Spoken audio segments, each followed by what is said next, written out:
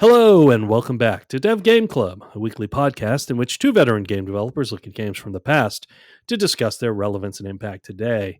I'm Brett Duville, and I'm joined as always by my co-host, a man who is to be congratulated because the October Labor Lottery is complete and his name has been pulled. Great. Tim Longo. Glory to our Stotska, my friend. Yeah, seriously. Oof. Yeah, Double-edged sword, that lottery. Yeah, that probably, it's sort of it's almost a lottery in the what's her name tradition. Shirley Jackson. It's not necessarily a lottery you want to win. In any case, that probably gives some folks some clues about where we're playing. We're kind of continue, and I think we're kind of coming to the end of our big indie. Yeah. Where do we stop, really? So, yeah, I mean, we could keep going. And we actually had an email this week. I appreciate that. Somebody was like, you should play more of the walking simulators. Here's another one and two more. And then maybe it's this one too. And I was like, well, at a certain point, we're going to, we got to go back to a Nintendo title and get back all those people are like, I want the Nintendo games or whatever. I'm not telling anybody what we're doing next because I don't know.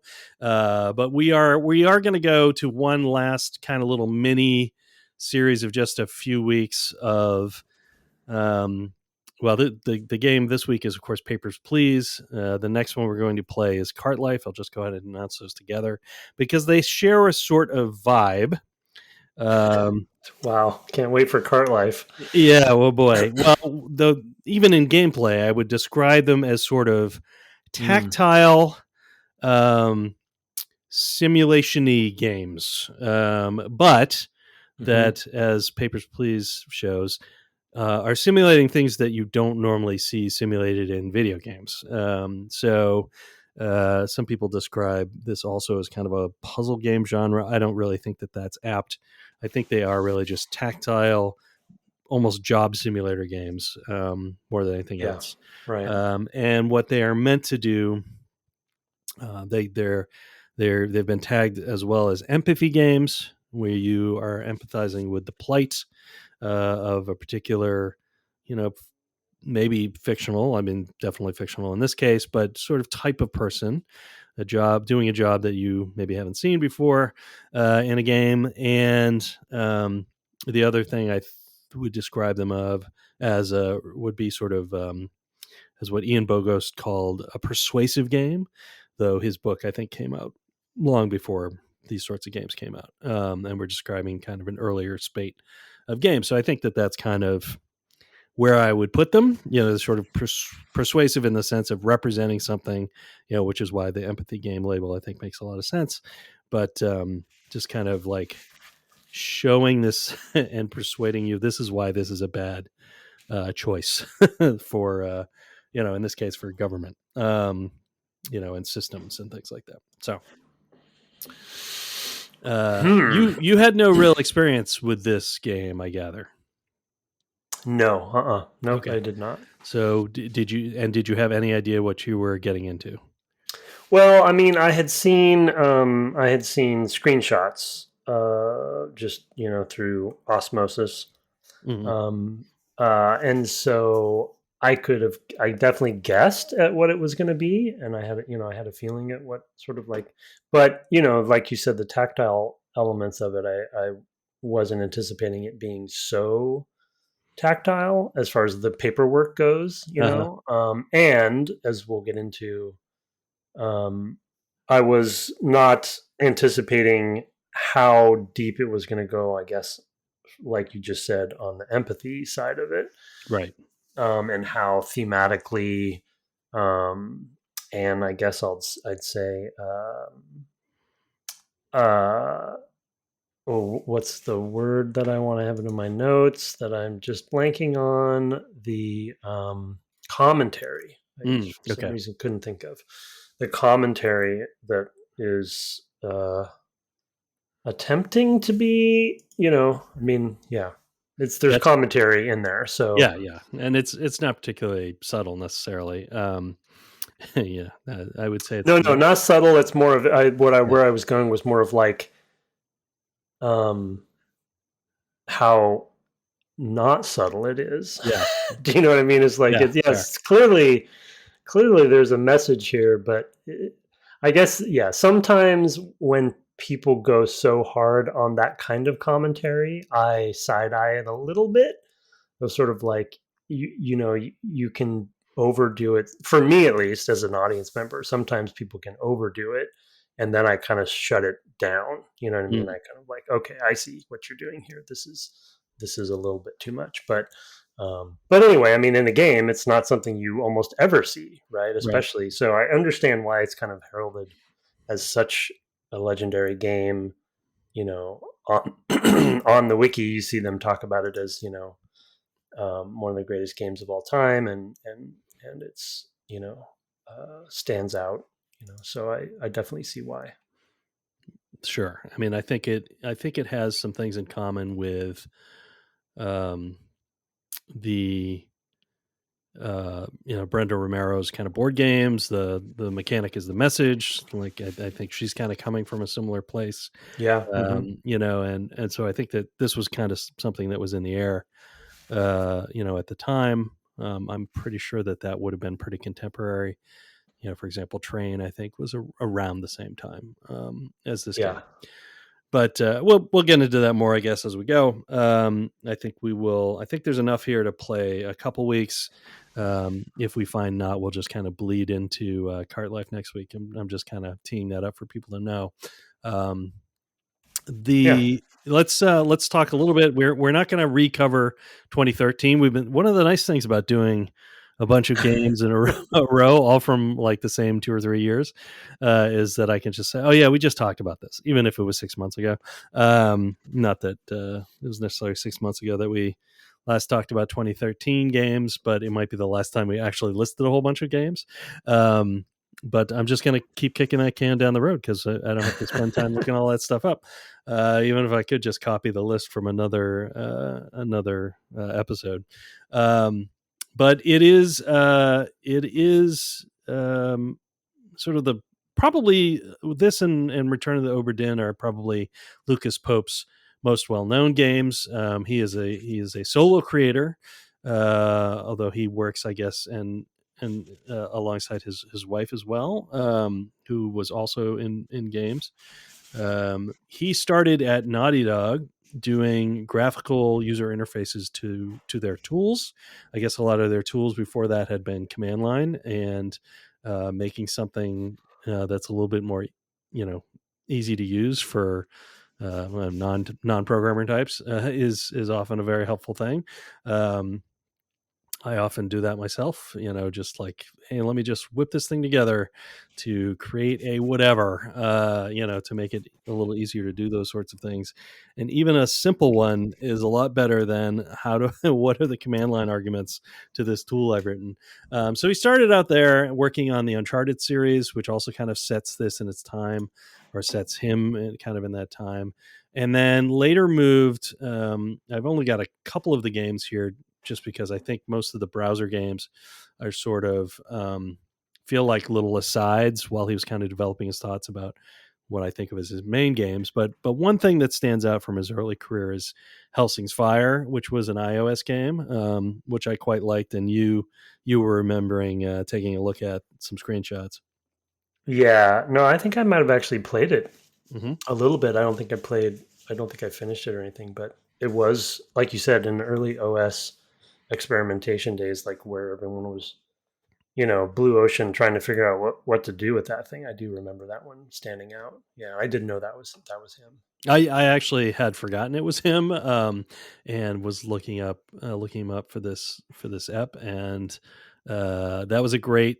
It shares one of the reasons I think it's worth mentioning is it shares the tactility of this game of Papers Please, because you were dragging these lights around with the touch interface on the iPhone, Right. in order to try to place these lights so that it would incinerate, vampires, I guess, because Helsing's Fire.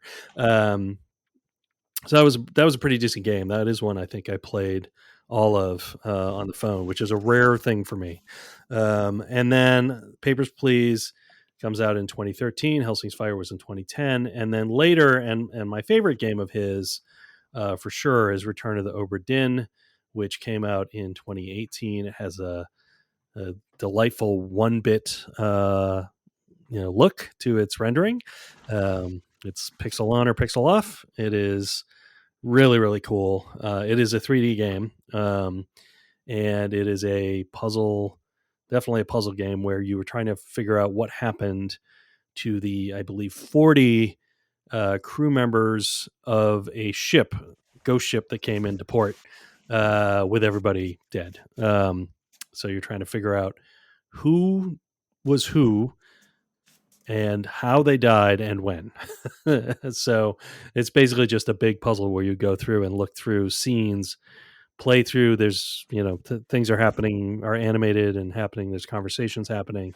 You're trying to figure out who all these people are on this ship and how they died, which is, I wish I could wipe my memory of playing that game and play it again. It was so good. Yeah, I do need to play it at some point. You and a friend of ours, Andrew, speak so highly of that game, and I think I will like it. Yeah, it's so good. Some of the puzzles some of the characters are a little tricky. You're kind of like, I don't know how I was going to get to that one.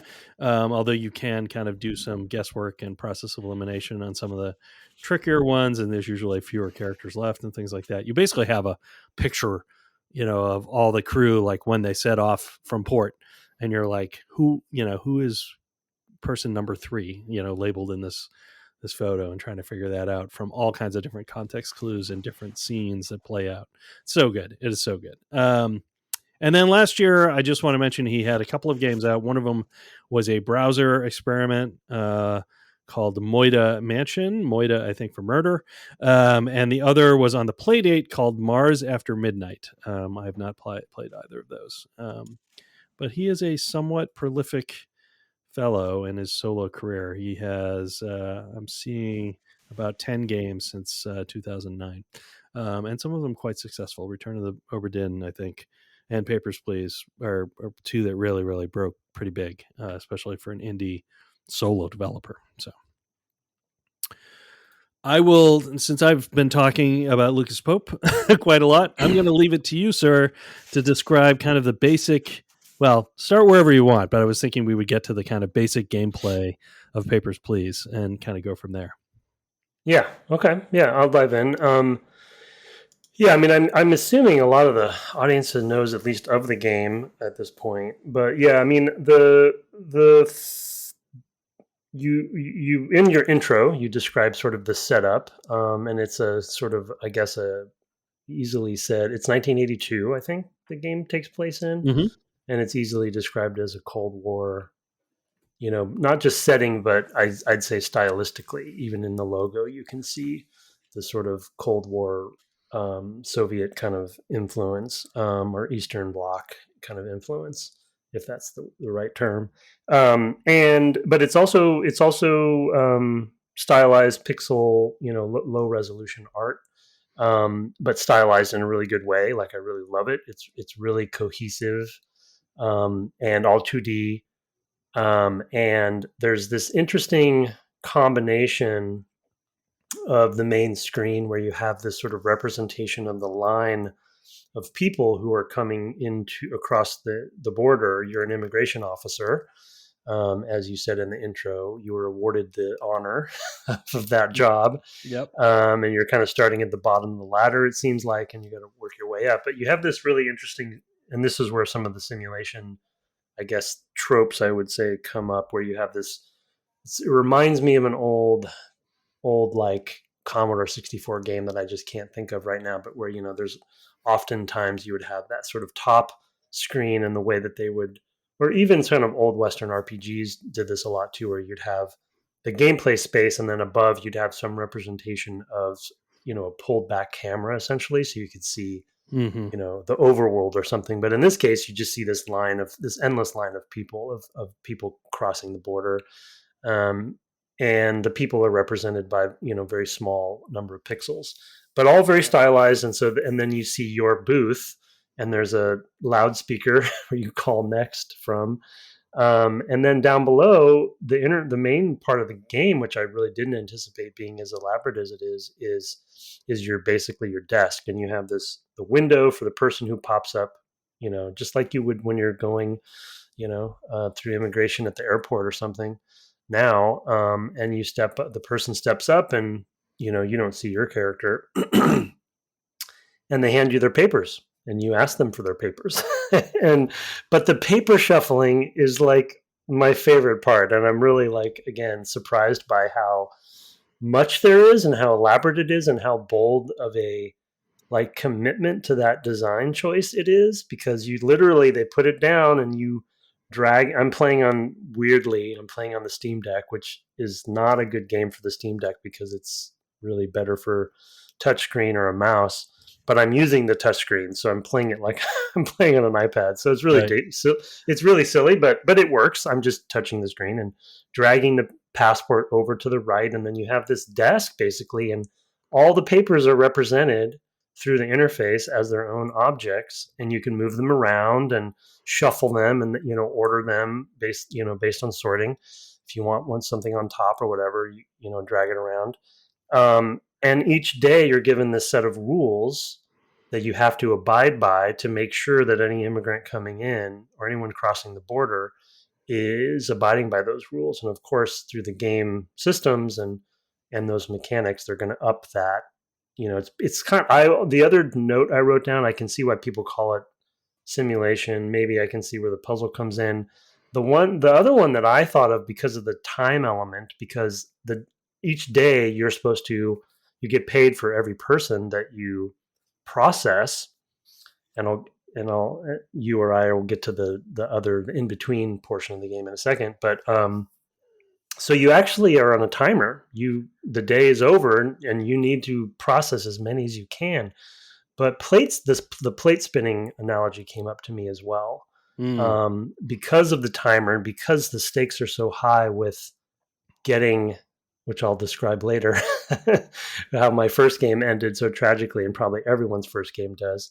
So it does feel like, even though there's only one person coming in at a time, taking that part aside, especially as the game progresses throughout multiple days, because obviously it escalates its difficulty, you're paper spinning instead of plate spinning, because you have to basically analyze their passport, their ID card, their immigration papers, their job, visa, Their all these, appearance, their their yeah, height, yeah. their height, their appearance, yeah, exactly. Whether they brought all the right papers, whether the dates match, whether the ID numbers match, whether, like, there's Yeah. all these different things that have to be checked.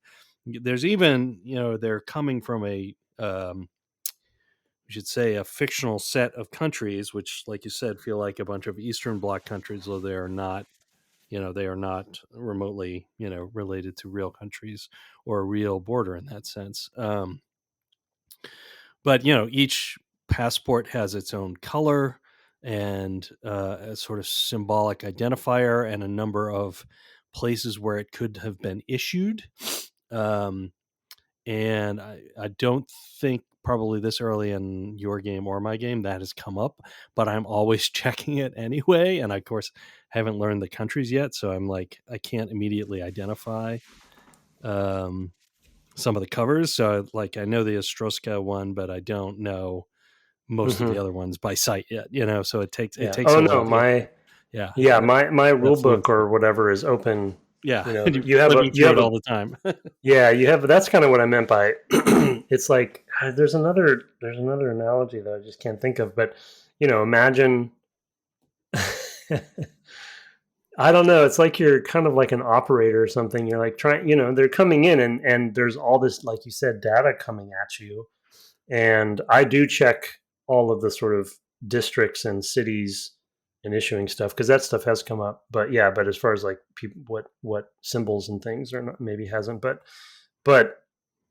there isn't a logical. Well, there's, I guess, the thing is you become better at your job, which is like Yeah. a feat in and of itself, right? And not through Lucas's goal necessarily that there's one way to play, but through your own play style, you're going to probably form a pattern of things that you will kind of start adopting, right? You'll start here, at least for me, I start, Yeah. I can, the first game was a total mess, total catastrophe. I was like, what is this game? I don't understand. Oh my gosh. And then the second game, I'm like, okay, I see more what it is. I'm doing much better. I'm only on my second game, but I'm quite a few days in, and starting to see some of the intrigue. But now I kind of have a routine, as I think I would if I were a real immigration officer, of like, I'm going to check this first, and I'm going to check this, and then I'm going to check this, you know. And the cool thing is that every day, the rule book, I forget what they call it, but like the guidebook that they give you with your instructions changes, or, you know, gets more complex. And so what you're looking for changes as well, of course. So it's got good, I think it's, so far, it's got a good ramp up for that, and a good escalation curve so far. But it feels like, because I am thumbing through that book, I'm going back and forth, you know. Sometimes you need the rules, sometimes you need to look at the countries section for that particular passport type. You're flipping between pages. Sometimes you're looking at something they gave you, like an ID card, and then you're checking, okay, check. And then you throw that back to them just to get it off your table, off your desk, and then you go to the next thing. So the plate spinning analogy I like, because, you know, like an RTS or something, you know, you have all these things happening, and the timer's ticking, or something's coming your way, right? And in this case, it's, you know, the sun is setting or whatever, and they're always throwing wrenches at you, you know. And it's it it is so nerve wracking. It is the most nerve wracking, like like the least amount of calming fun that I've ever had in a video game, because I just have this anxiety that my family, which I guess we should talk about, is waiting at home for medicine Right. and food And and heat. heat and rent. And if I mess up too many times, you know, it's like I get docked my pay. And Yeah. every person that's processed is basically a dollar, or, you know, a unit of currency. And so you really feel it when you mess up. And it's like, I'd never want to be an immigration officer in my life. Yeah. Yeah. I feel so much empathy now for actual immigration Yeah, officers at it the had me. airport. Yeah, had me reflecting on customs, you know, in the airport, Yeah. because they process an awful lot of people, right? Yeah, I mean, it should be said that. So, a couple things to just add on. You know, one is that in the end, you're either admitting or denying admission to Oh somebody by yeah, that's the most important part. stamping their passport, in the little square, that is given. Uh, admit or deny. And then as progress goes on and mechanics get a little deeper, you are maybe scanning them for contraband. There's a scanner that happens at one point. Fingerprints. You're doing fingerprints. You're doing what else? You have to check. They have like work permits versus they're basically presenting different types of documents. You can have them basically held for questioning, detained. So there's the whole thing is also themed, as you've already said, like this Eastern Bloc, repressive, oppressive nation that you're working for. I mean, you didn't even choose to work here; you were chosen to work here. Although it also seems like maybe that's a good thing, because otherwise, no money. So yeah, it's a really you're getting the screws put to you in this game for sure. Yeah, the stamping I totally forgot about. Yeah, so to cap up the full loop, and then I have a couple things I want to mention on the commentary part. Um, the At the end of the day, you go home, and it's really just a stats screen, or a report screen.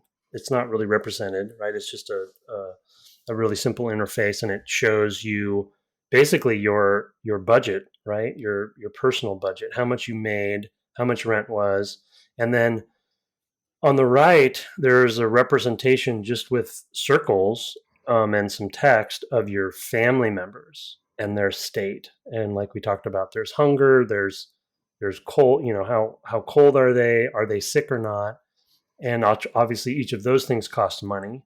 And it's the rising tide problem of, like, if you didn't make enough money, then you're going to be in the hole. Rent goes up over time to yeah, turn the screws, like you said, even more.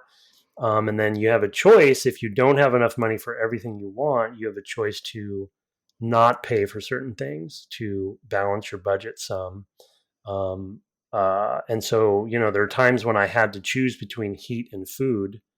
That at least was what I interpreted to do, or my decision. And then, your son is sick, or your kid is sick, and you need to get medicine for the next day. So maybe you don't get food, and then everyone gets hungry. You have your mother-in-law with you. And in my case, I don't know if this is dynamic, but you have your mother-in-law and you have your uncle living with you as well. So there's um, uh, I guess I don't want to use the word stereotype, but it's the only thing I can think of right now. But I do believe that there's some heavy stereotyping going on with the Eastern Bloc persona, if you know what I mean. Yeah, I mean, is it? And Is it? I mean, it's a stereotype, I think, for a reason, right? In this case, I mean, it's definitely stereotyping. But I would say those sorts of repressive regimes, it's like East Germany, right, where it's like there's just not enough of everything to go around because repressive bureaucracies tend to be really, really bad at meeting society's needs. I mean, that's was a real problem in the Cold War for those countries. So yeah, I mean, I will admit I'm not fully educated on them, and all this could be true, but I think when you bring in game rewards and mechanics and systems to reflect the opinion about those situations is where I get a little bit nervous as I'm playing. For instance, the reason I brought it up with the family, that my first game failed because my family passed away, because I didn't, essentially take care of them, and that was deemed by the government as I am not worthy of my job because I don't have a big family, and right, big families are required for this society. You know what I mean? And yeah, so, yeah, I definitely eh, think it's pushing pretty yeah, far on that stuff. Yeah, that is yeah, definitely that is probably to excess. But I think the general framework um, kind of works. Like, I mean, if you've seen something like The Lives of Others, these sorts of family arrangements, with lots of people kind of on top of each other in a family, um, are not uncommon as they're represented in films like that yeah, yeah. No, that are made by people who live there, right, who lived through it, and with access to that sort of historical record. That's all I kind of wanted to say no, no. I about see. that. No, and Yeah, and I don't know. Maybe Lucas Pope has a background in that, or he has done his own research in that, and so it's not a judgment on that. It's more of, there's been a couple times when, and I think we'll get into sort of some of the interesting comment, because the tagline for the game on the title is a dystopian document thriller. yeah, And I get that, but also that's not just what it is. There is really direct commentary being done by the game based on what is considered success and failure. Do you know what I mean? And so yeah, yeah, I love it for that reason. Like, it's I can see why it had such a big impact, and I really am glad that it exists, and I'm glad that he went so far with it, and he chose because, like we've talked about with this whole indie game series, if there's one thing that indie games can do, is they can choose make these choices, right, because in a right. big corporation you can't make these choices. Ironically, as a quick anecdote, I was reading an article this morning. The only news I read is gaming news, to be honest, and no, that's not true. I read other news, but I do read gaming, and there was an article that had some quotes actually from uh, Ueda-san, Mm, um, and but the one of the sections was talking about how for many years now, AAA games have survived on the backs of indie games, because mm, indie games are where the innovation is happening, and then AAA games basically steal from that group, you know what I mean, and take and go through their sort of watered down safety versions of those things. I mean, yeah. I mean, And famously, Uncharted 2, I guess, takes there's a section that basically takes from walking simulators. yeah, Quite exactly. famously. Yeah. Yeah. Right, yeah. And so it was just a so again, I'm only bringing that up in that this game, I'm sure, had some influences on many developers and many companies on that, and I'm glad that it exists. And I'm glad that there is a world where Lucas can go as far as he does go with this. I think I just was surprised at how far. I mean, there's searches, there's nudity in the game, there's searches, Yeah. there's detaining people that you yeah, there's letting murderers into the country, who through the newspaper is a murderer. But if you the first time he came upon my desk, I declined him because I thought, oh, he's a murderer. I don't want him in the country. Yeah. But he deserved to be, like, through his papers. He should have been allowed. So I actually got docked for that. I Um, Oh, yeah. Yeah, you probably are. I wonder if you could use the news bulletin, yeah, I because didn't try that. there's a Yeah, page of news bulletin. So yeah, we should talk a little bit about this part of the mechanics, because yeah, the basically the way you scan. justify denying people is that you find evidence on these documents and click on, basically two things. You go into this mode, which is like, I'm going to find the discrepancy here that allows me to disallow this Right. person entry, or ask them about it. I mean, you could still choose, I guess, to let them in if you wanted to. But basically, um, so you might find that their work permit has a number, which is supposed to be their passport number, and then you look at the passport, and the number is different on the passport from what's on the work permit. And so you go into this mode and you click those two things, and it'll say, oh, there's the discrepancy. Basically, it's a discrepancy detected or something similar. And at that point, depending on what phase you are in the game, you are you can basically detain them or just deny them entry. Early on, it's just like, I'm going to stamp them no. If you fail to detect these things, you get little slips of paper that say, we're not going to ding you for that, but this is your first warning, right? No punishment, but no, you don't get any money, but you get punished for it.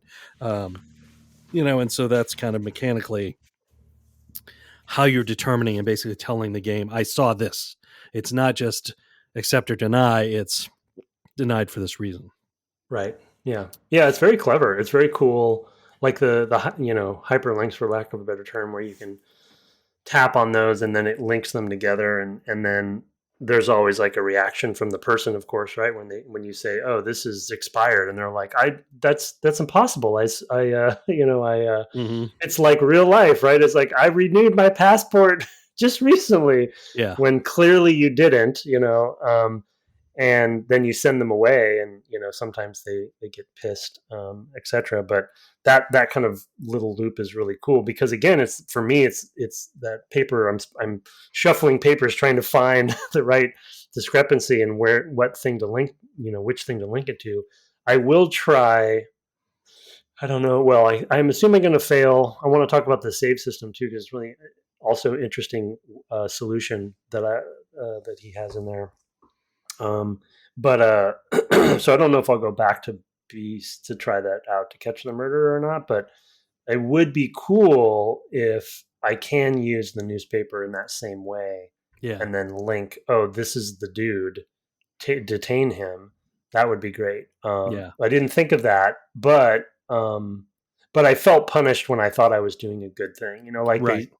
but I assume I think that's intended, though, right? Is exactly. that That's what I was about to say. Is that you're allowed he to be a bureaucrat, but you're not supposed to have like human judgment, as a exactly. bureaucrat, and Yeah. that's kind of what, he's kind of portraying, that crushing weight of bureaucracy when people aren't allowed to make moral choices. They have to make the choices that are allowed to them, and Yeah. that box gets more and more constrained and more complicated over time. There have been other games like this. I do think this game has, I don't know if you ever played it. It's certainly, I think Lucas is a little younger than we are. But it reminds me a little bit of Balance of Power, from the like mid to late 80s, 80, I want to say 86 or 87, the Chris Crawford game, Hmm. which is Hmm. about a Cold War. Like, you're basically the president and you're trying to deal with, um, sort of critical crises around the globe, around, basically trade and like some military movements, and like whether a government is sort of leaning more towards communism and things like that. I mean, it's very much like USSR kind of conflict, with just a big map of the world that you're looking at and making decisions about, all the time. And a very difficult game to beat, for or at least I never beat it. I think I played it, a few years later on a Mac. Um, that might have been what it was originally for. I don't recall, but it's definitely that sort of kind of pressure cooker game that takes but it is also this real time aspect, which is not, because you want to do this, this evaluation of these passports and everything as quickly as you possibly can, because more correctly addressed documents is better for your family. Like, the more people you can get through, and there's this huge snaking line, and sometimes you'll let somebody through and it's like, turns out it's a terrorist, and they blow themselves up near the guards on the far side, and like, that's the end of the day. The day ends at that point, so you don't get to see any more people because of course the border's closed, and things like that. And it definitely has that feel. I feel like there was also a game, and I can't remember the name of it now, where you were scanning airport. It was very much in this vein, very tactile in the same sort of way, but you were scanning what was allowed through the airport, um, on a given day, as if you were the TSA. But it was like, Oh. oh, today blue fluids are okay, but not red fluids, and whatever, luggage can only weigh this much, and like, it was all the same sorts of things. And maybe somebody can ping me with the name of that, because I don't remember. But it was the same sort of thing of like, well, I got to get people through as quickly as possible. I have this time pressure, which in this game is like, how many I don't know kopecks am I going to earn, because of my, or zlotys or whatever. How much currency am I going to earn today for my family who are starving and miserable, versus doing it correctly, because it's worse to get it wrong, and so it's like, well, how quickly can you go, and getting better at it, I think, is kind of, um, itself a commentary. Like, it is a thing you can get better at. It's not fully random in the sense of like, that sort of airplane thing where it's like every day the rules change totally. Like, you actually can't really get better at it, which I think is kind of the point of that one. Hmm. Yeah. Um, in this one, you actually, as you already pointed out, you can feel like you're getting better, but you're getting better in this framework that is like just crushing, and it's like, well, you can get more efficient at it, and a little bit better at it, um, you know, but everything does still take time. There is a limit to how much you can get done in any given day. It's probably not more than maybe 10 people. You're never going to get wealthy being a border, checkpoint guard, Yeah, here I in feel like 10's the Or goal. Struska, or whatever it's called. So yeah, 10 is like, oh man, wouldn't that be great? Or Yeah, Stotska. 10's a great day, yeah, for sure. Which is like I get Better day, we can have eggs, my darling. it. Yeah, medicine. Yeah, yeah, and yeah, I'm really impressed with the tension, um, that the time. Like, I'm probably too fixated on it, because I'm worried about the family, but um, and at points, right, you're also, it's stretched, or and pressurized to the point where you're probably having to make compromising decisions pitting different family members against each other. So you're kind of Yes. Yeah. you're forced to kind of prioritize your family, right? It's like, well, I guess my uncle's not getting medicine today, Yeah. so good luck to him. But I really am impressed with the tension that I'm feeling from the timer, in that um, everyone knows when you're rushing through something important like this and detail oriented, it's much worse, right? Right. It's better to take your time. I'm sure you know about all the studies that probably have been done about this. It's if you want to move fat, if you want to, what is the saying? If To you move want to go slow to move fast. move slow to move fast. Yeah. So, but like emotion gets the better of me, and I'm like, I gotta go. And this sort of like tension, and the reason I mentioned the customs at the airport people that are doing this, and something that we've all probably experienced if you're traveling, even in even well, anywhere, I guess. But is this tension of you're kind of like you're playing a betting game to some degree, Yeah. right? You're Sure. you're Yeah. taking as much time as you think you have to assess what's there. You're reading all the signs you can, and then you're kind of sometimes crossing your fingers that you saw and got everything you needed to, Right. because you want to get to the next one. And Right. there's definitely been times when I'm like, yeah, this one looks pretty good. I'm just going to get going. And And inevitably, then you didn't even notice that the person doesn't look like their photograph. right, Like exactly, yeah, I didn't even think to look at right. them versus their photograph. Yeah. Yeah, and that's just a really brilliant conceit and feat for any game, I think, to have that. And the other sort of just macro topic for me that I won't spend a lot of time on is just games are so much about fantasy fulfillment, escapism, and I don't play a lot of games that are in this category where, yes, there definitely are people who probably play this as an escapism and as a kind of a pastime or something and just love the challenge of it, maybe. But this is not a game. Well, my opinion so far is that this is not that game. This is not a game that for me at least, this is not a game for me that is a fantasy fulfillment. It's not a game that is checking any of those boxes. It's a game that's obviously important and has a lot of interesting things that it's saying, and it's forcing me to think about things differently than most games do. But it's just so fascinating to me, and I clearly, as we know from this whole series, I definitely need to play more indie games because I know a lot of them do this. Um, but yeah, it's this one, I think, for me so far of everything we played has distilled it down to its sort of real like fundamental elements of what you can do with a more artistically focused commentary based game. Yeah. Yeah, I'm really impressed. Really impressed.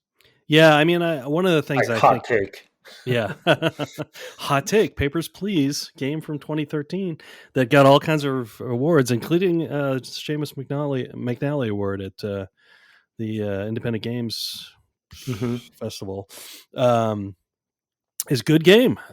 He also got it for Obra Dinn, so he's won that twice. The thing I was going to say is one of the things I really appreciate about it is how you quickly separate out any stories that that the people coming to the window have, from what you're trying to do, or you can or you can't. It was up to you, I guess, to make that determination, because I can remember, and this, you'll probably have had this experience as well. I think that this is a somewhat scripted event, that somebody will come through and he'll say, "Oh, my wife's right behind me.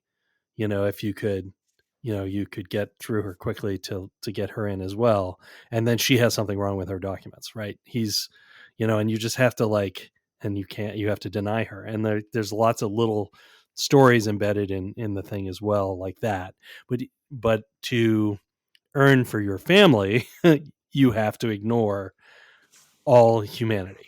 You have to just ignore, any stories, of what's going on at all, as far as that goes.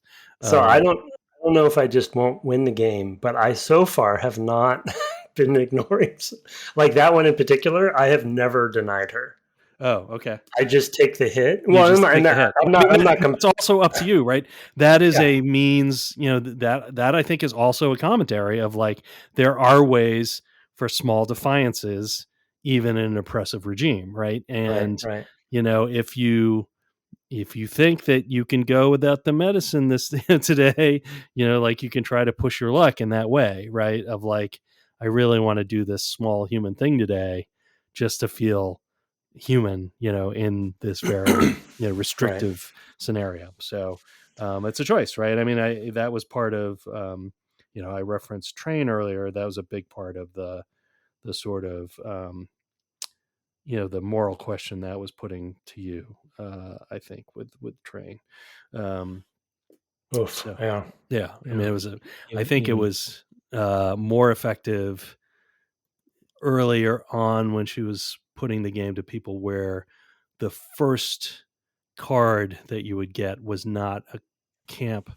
So for the people who don't know, Train was a board game, as I mentioned, by Brenda Romero, in which you are trying to get these people on a train. The people don't fit really; they're little wooden people. There's a actual trains on actual tracks, like Lionel, style, HO tracks, or I can't remember what size they were, but whatever. And then there's plenty of indicators there that if you were well versed, you would recognize them as indications that this was about the Holocaust. But if you didn't know, then you might draw several cards, which would have on one side the name of an actual concentration camp from World War II, and on the opposite, like basically your orders, which was get this many people onto track, whatever, types of things. But if you didn't know those names, you wouldn't necessarily know what it was like. If you didn't know the iconography and et cetera, you wouldn't know what was going on. And then eventually you'd draw a card that would be like, I don't know, one that was well known, Treblinka, Auschwitz, whatever. And people would get to that point and then suddenly have this moral horror of like, oh God, I didn't know that's what I was doing. And then they would start to subvert, right? And which is kind of, similar thing to here is like you're trying to find, you may be trying to find room for subversion, in your day. And it's it's darkly funny because you have to be really effective at the job to find room for yourself to be able to have those subversive moments where you Right. act against, right? You have Right. to have not screwed up twice or three times or whatever because the deeper it goes, I think the fewer sort of warnings you get before it starts costing you fines.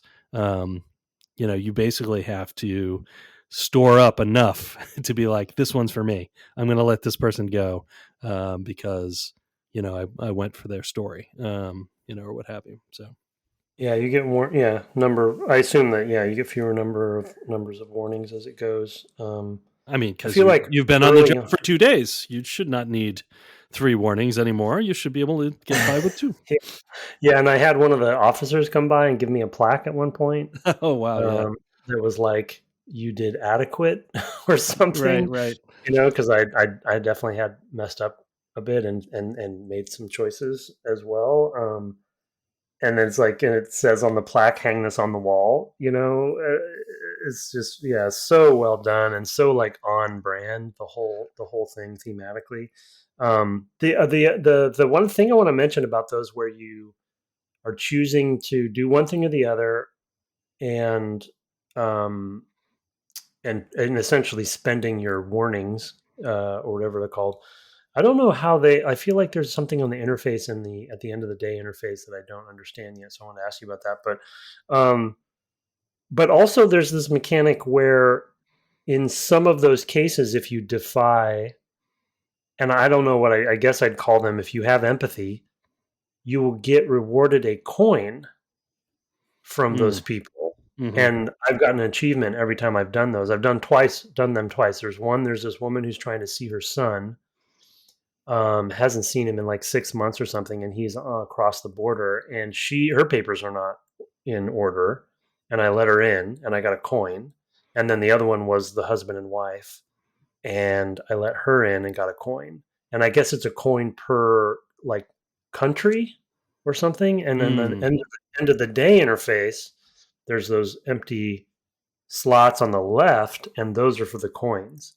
So I assume because there's like 20 endings, right? 20 different Yeah. endings. I I assume so I one of don't the know end. because I haven't done any of this stuff yet. I was because I did play a bunch of this back in the day on my iPad. I've been just trying to relearn all the base mechanics and have been trying to actually get good at the job, right? So that I can Yeah, make yeah. choices and not just like for things that I had forgotten were things like, oh yeah, you actually have to look at how many centimeters tall this person is against what they're standing against the background, because that was one I let through and I was like, oh man, I forgot that that was a thing. Or the pictures or whatever. Like there's a lot of like things that cannot match, or can be mismatched. So you have to relearn kind of all the things that you have to check, or I had to relearn all these things that I used to be pretty decent at. So I don't really remember and haven't encountered the coin stuff yet. Well, it was an accident the first time because I was Yeah. like, "Yeah, I'm gonna let this woman see her son," and then this coin pops up in this, and then I get an achievement for, XYZ country coin, and I was like, "What is that?" And the reason I bring it up is that this the game is so dark and stark and depressing that this coin mechanic was interesting to me because it like you said, it's giving the player enough agency, but just enough to give you this tiny amount of reward for empathy and hope. Now I'm starting to get into some of the, I guess, what I'll call storyline of, because it sounds like things are going to ramp up from the government is bad, leadership is bad, and maybe you're going to be a part of this sort of rebellion or something. So maybe there more hope comes because there is a rebellion or something, and you become part of it. That might be interesting, but Yeah, I do think it goes some places, the more you play, right? That yeah, it is not just this thing that we're sort of describing, yeah. this I mean, I even got a thing from a spy because spies are now in it, by the way, and that's really cool. And there's different moles, and I had to like swap papers. I had to swap different, which I'm sure you've done all this before. But this one spy came and brought this paperwork I was supposed to give to this other spy, but he's like, don't give this paperwork to that spy, give this other paperwork to this guy. But it looked identical, and I okay, actually, but he put both of them on the table pretty quick succession, and I hadn't moved them. When he put the second one down, I'm like, oh no, I don't know which one is the correct one to give. So right, I had to guess. I guessed right, but it was totally random because it was like, these are, oh no, I've mixed them up. But yeah, I felt like a fumbling immigration agent who's being recruited by this spy. Like I felt like that really was happening. Um, but at one point, they gave me this document or this card that has all these codes on it, and they're like, "Don't lose this."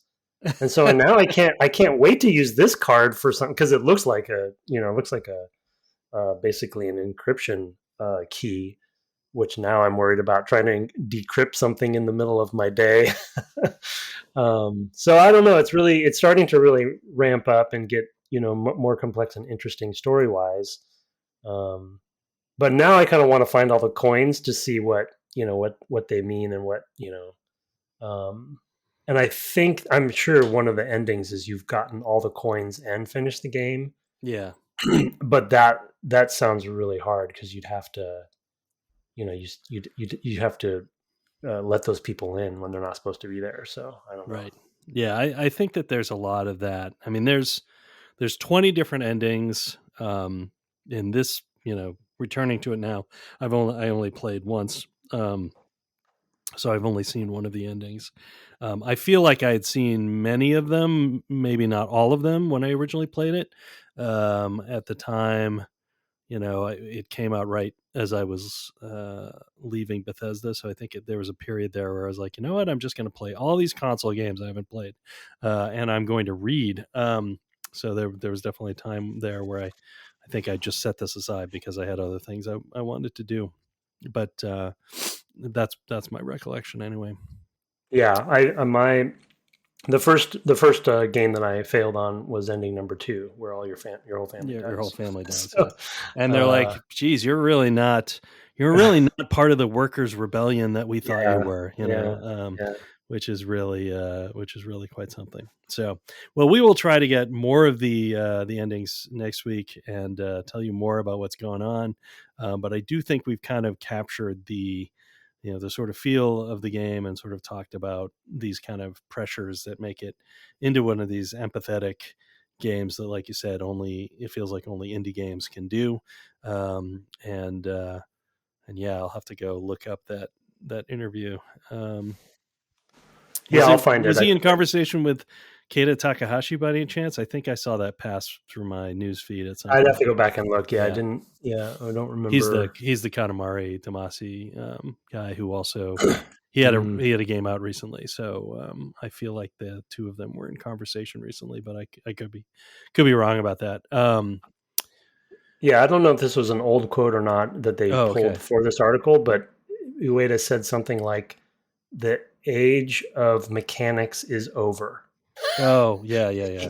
He's making Yeah, declarations yeah. like, I think it was in connection with it. I saw it in connection with that yeah, or Takahashi he's saying interview he's because claiming. I think he's yeah, claiming all the mechanics have been found, or something. yeah. I'm not It's sure I would time. necessarily agree with that as a statement, Yeah, I know but where I he's do going, sort of but yeah, I do know where he's coming from, and he was yeah, talking about because Keita Takahashi, who has this new game called I think To a T, which is the T pose game, um, yeah, out recently, that he was talking with Takahashi about how what he does, and he's like, well, I don't try to put in. It's not about finding new mechanics for my games anymore, really, because and I think that was his response. Well, mhm. there are new mechanics. So, but yeah, I'd like to read that. I think that was floating around last week, and I didn't read it at the time, so I'll have to go back and find it.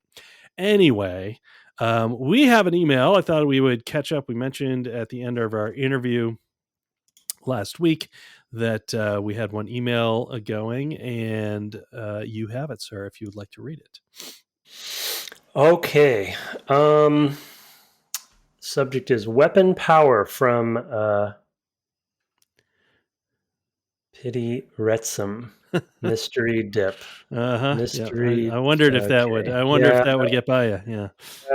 Good. Good Pity work. is an Close. unusual enough name that Yeah, I wasn't sure if I was going to either offend somebody or yeah, figure mystery dips. could be Piety. Maybe it's Piety. Heidi. Piety. Heidi Yeah. Retsum. Piety Retsum. Yeah. It sounds like a Okay. D&D Heidi. character. Yeah, it does. That's good. That's the name of my next dwarf. Potty Retsum. No, it's more of a gnome, I think. Yeah. Yeah. Yeah. Could be. Hey, Brett and Tim. What was the name of that NPC gnome in our campaign that I love so much that you created? Oh, Quaggle Loggle Hoggle? Something like Quag. Quaggum Loggle Hoggle. Yeah, that was a good one. Sorry, mystery. Okay, so one mystery e dip or Piety Retsum. Hey, Brett and Tim, I was going to mention this on the FanRun Discord plug that all your listeners should check out. Plug. But since you specifically requested an email in your last Spelunky episode, I'm writing in. Thank you, Mystery, for keeping things going in the email. When you first brought up the weapon upgrades in Cave Story, the first thing I thought of was the on-foot weapon in the NES game Master or Blaster Master. Master Blaster is a different thing. That's a different Um, thing, yeah. yeah, um, I always got those mixed up because of Mad Max. Anyway, for those not familiar with the game, it plays in two main parts: a platformer where you mostly spend time in a jumping tank with unlockable scuba and hover modes, and an overhead mode where you, as the pilot, go into dungeons and confront mutant bosses. I have never played this game. It sounds fascinating. In the second mode, you can pick up special power ups to upgrade your gun, which initially can't even shoot across the screen fully, 9 times with various attributes changes. Um, at max level, you fire a rainbow colored spread cannon that goes through walls. Cool. As the dungeon sections reset every time you enter them, you can farm your way up to the max within the first part of the game. However, every time you get hit, your guns drop one level. Oh. Not sure if this was an inspiration, but I thought it was a neat parallel. Regards, Piety Retsum. P.S. Blaster Master was also the first game I remember playing where we discovered an exploit bug by happenstance. The alternate mode, fire mode of the weapon of the player's handgun is a grenade launcher. If you use this and hit a boss, then pause the game, for example, because your mom called you to finish cleaning your room, but you're really far along. You can't. Please pause instead of turning it off. The boss continues to take damage as the sprite stays on screen and they're unable to move. Wow. When you unpause, the boss immediately dies and you feel like you just hacked the Matrix, if the Matrix movie had existed in the 80s, which did not. This doesn't work with every boss, which makes it even more curious of a bug, but definitely makes for a game quicker for those it does. Yeah, cool. That is a cool, weird bug, but also, it wouldn't surprise me at all, knowing Daisuke Amaya's sort of gamer history, that it might have come from something like, an NES game, that he kind of took that idea from, although it doesn't go 9 deep. Having a bunch of weapons that all go 3 deep is supporting something sort of along those lines. So I mean, thanks for writing that in. Yeah, thanks for so much. I mean, definitely. I think I love that we did play Cave Story because it is such a great example of an indie game that wears its influences on its sleeve. I think, down to the character designs, and it's sort of like an alternate dimension NES game. You know what I mean? Like, it's like. It has all the different elements and you can totally see the influences. And with this example as well, I'd like pile another one on there. Even down to his hat, I feel like, just his character design just feels like a great, in a positive way, kind of amalgamation of really classic NES characters. So yeah. Thanks for letting us know about that. That makes a lot of sense. Yeah, there are probably others out there because I'm sure they, he was not the only person influenced by that game. That's kind of how game development works, but it is always fun to find the things that seem like pretty clear precedents for things. So that, of course, was sent to devgameclub@gmail.com. You do not have to mix up your name every time you email it in, but it is fun, and it tests to see whether Tim's paying attention. So, keep it up if you want. We also love to get your reviews, on whatever platform you're using. We think we're pretty great, so, if you think so too, let us know that way. You can find us on the web at devgameclub.com, and my co-host Twitch is at twitch.tv/ Tim Longo Jr. with the JR at the end. We're done with Outer Wilds now, right? That's the... No. Nope. Yeah. Not yet. Inching closer. I think on stream, they suspected I was probably a little over halfway. Oh, okay. So a little bit more to go than... Maybe two-thirds. I had some... I'm at the point in the game that I think is one of the brilliant aspects of the game, is that I think once you get over that hump, every session there's big revelations happening now. I'm really the momentum's going. Well, that is good, and that will be the night. It's usually the night that this comes out. So if you want to join in, go take a look there. We've also mentioned our fan run Discord. There is a link for that in the show notes. Our intro and outro music was written and performed by Kirk Hamilton, commissioned by a friend of the cast, Aaron Evers, and our logo, that Discord, our merch store, all by Mark Garcia. Have fun reporting to the Ministry of Admission at Greston Border Checkpoint this week, and good night. I will not. Good night.